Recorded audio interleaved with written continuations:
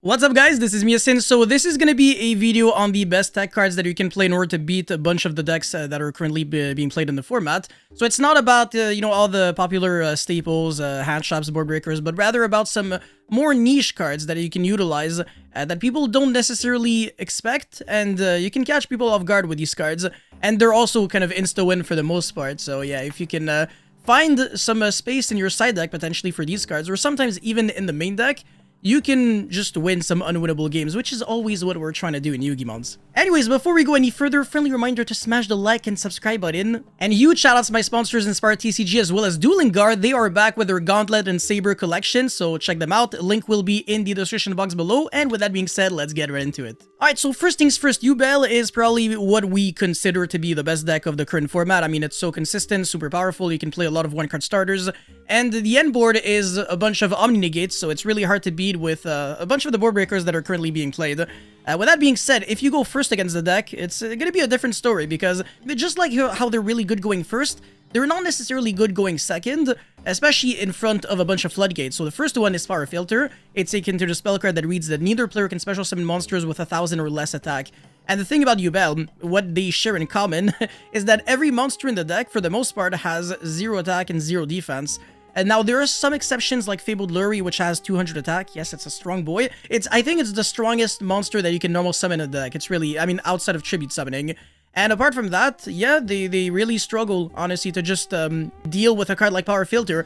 The only out to Power Filter that I can think of would be Nightmare Phoenix if they play it. I mean, they would have to go like normal summon Dark Beckoning Beast, get another normal summon, and then make Phoenix pop Power Filter.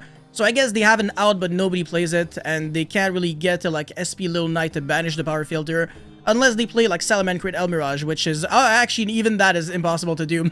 Yeah, so that's beautiful for you. So yeah, Power Filter is the nuts. It's just insane against the deck, overall. Shadow Imprisoning Mirror is another really good one. This is also a floodgate that just insta-wins against Yubel. They can't really do much under this. So this is both a skill drain and also a soul drain for Yubel. It negates every dark monster effects activated in the field or in the graveyard. It's two-sided, and it can be a little more generic than just good against Yubel. It can also be good against Desia and some other dark-based strategies. But against Yubel, obviously, this is also going to shut down all their graveyard effects. So all the floating that they get with the Yubel cards, it's not going to do anything for them. And if you're playing a deck like Labyrinth, you don't really use a bunch of dark effects. I mean, you can settle on just, beat down with your monsters, so it's really not the end of the world. It's pretty much another skill drain for you. Not to mention that this card is still kind of playable going second. It's not insane going second, but hey, it's better than nothing, so I'll take it. This is insane. Shoutouts to Maximilian Craft for this one. Soul of the Supreme King is another super spicy tech card against Yubel, because you can summon Zark, and it's not super relevant, but if your opponent uses any spell card, you can summon, you can banish the Zark and then summon 4 something dragons from your extra deck, whatever. So you can summon a Pendulum Dragon, an Xyz Dragon, a Synchro Dragon, and a Fusion Dragon. The Synchro Dragon is pretty much always going to be Crystal Wing or the other one. And the Pendulum Dragon is going to be this one, Brave Eyes Pendulum Dragon.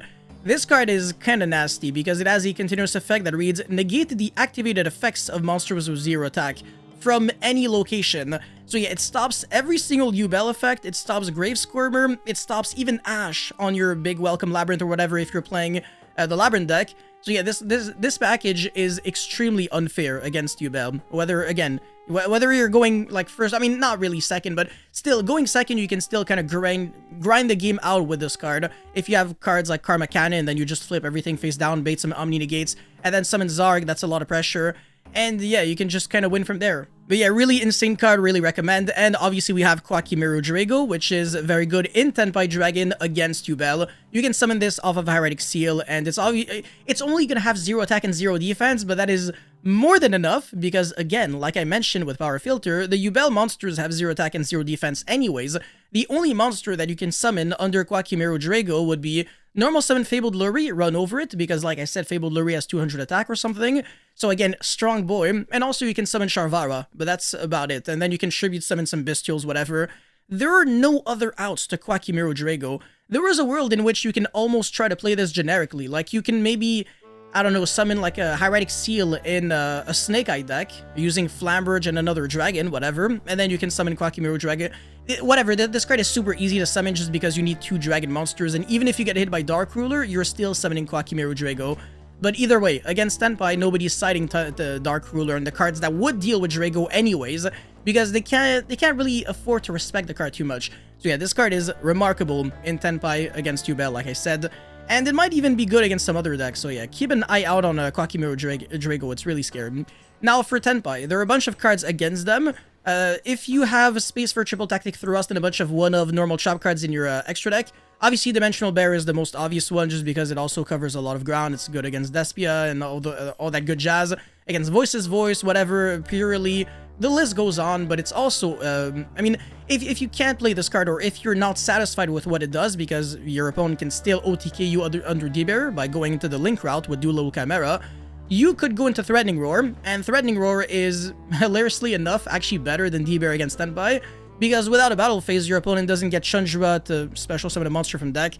So all your opponent can really do would be like 1 Synchro, or like a Link 2 and a Synchro at the very most if your opponent's sacked, which is honestly not really impressive, and you get to survive 100%, which is probably what you want anyways. Now, Threatening Roar is not a really good card, generically speaking, so if you want a card that just performs a little better overall, Thunder of Ruler is actually such an interesting one.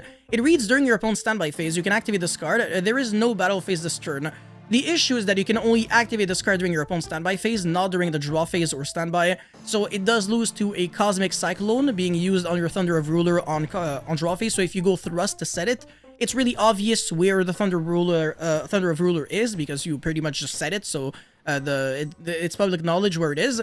So that's my issue with the card, but it does protect you from evenly matched, and that's what's really nice about this. It behaves like a Threatening Roar against Tenpai, and it behaves kind of like a Solemn Judgment against evenly matched against the decks that could side this card in. So if you want to kill 2 birds with 1 stone, potentially look into Thunder of Ruler over Threatening Roar, but again, just keep in mind the drawback of losing to Cosmic.